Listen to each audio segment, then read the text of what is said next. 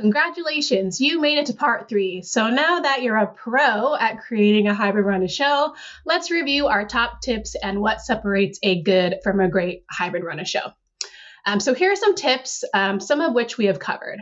So number 1, understand who your run a show audience is and who will be using this document on show day. Number 2, start with your high level agenda and then fill in what's happening in between those main sessions. Number 3, so for hybrid run a show specifically, again, start with what you're most comfortable with, whether that's in person or the virtual side, and then go from there. Number 4, be detailed. Color coding can actually really help, but it's also important to have a color key so everyone knows which colors are associated with which part of the run a show. You don't want your run a show to be too overwhelming. So if anyone is printing, see if it can be printed in color. And if not, make sure that they highlight the key information that is relevant to them. Number 5, look for breaks. This one's actually really important. Breaks are kind of easy to forget, and the longer the show is, the more important it is that you have them. You want to keep both the audience and the crew in mind. So, even if there's something like a lunch break for the audience, maybe that means that the crew still has to stay and get the next set of presenters, ready. So just make sure you have an open conversation about breaks and be mindful of that, the crew can't be tied to the tech table the entire time. And almost all clients are really understanding of that and will help build in breaks for your crew when applicable. And then number 6, communicate, early and often. Make sure everyone is involved and knows who's responsible for completing each task of the run a show. And don't forget, of course, to be humble and kind in the process. And then the next thing we're going to talk about is, how you get going from a good run of show to a really great hybrid run a show. So the first thing is the details. So it's better to add too much information and then you can slim down rather than not having enough and making assumptions. Number 2, know your audience. We talked about this earlier. It's not always going to be a one size fits all type of run a show. You might have to take different versions kind of depending on who you're handing it off to. Number 3 is don't be afraid to make more than one run a show tab. So in the demo, you saw that you could create multiple run a shows if you have, again, concurrent sessions or multi-day.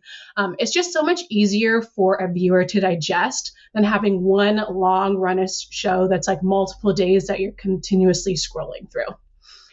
Number 4 is to keep it comprehensive but concise.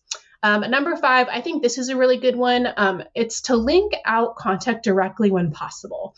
So if you have, a presenter who has a slide deck, instead of just like typing in your content column, opening keynote, KD version 1.PowerPoint, try actually hyperlinking that directly into the run a show, such as like a Google deck. And this really just ensures that everyone has the most up-to-date version of that deck.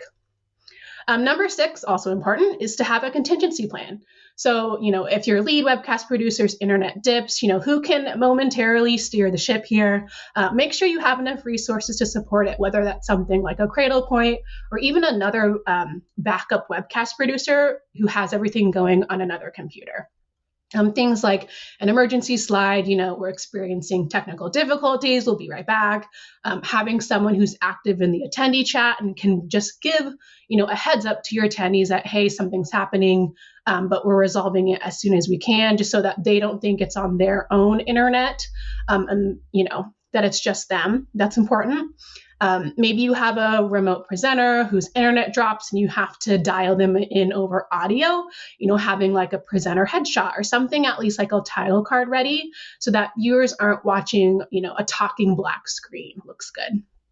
So typically your event production team, will take all of this for you. They'll think of those contingency plans. It's definitely a big part of our jobs to make sure, we're well prepared for the event.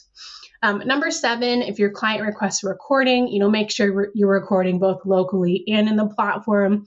And then the last thing I just wanted to mention is those last 2 things really are 2 tips that you could put in the event overview tab. They're not specific on how you would go about creating a great run a show, but they are important details you want to talk about, whether you're, going over the run a show yourself or if you're in a planning call talking about the run a show. So that's all I have for you. As a reminder, Meeting Tomorrow is an event production company, and we work in every city in the country, as I mentioned earlier.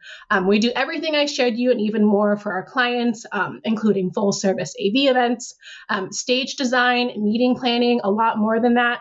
So if you're interested about how we can help you on your next event, please don't hesitate to reach out. And thank you so much for watching. Bye.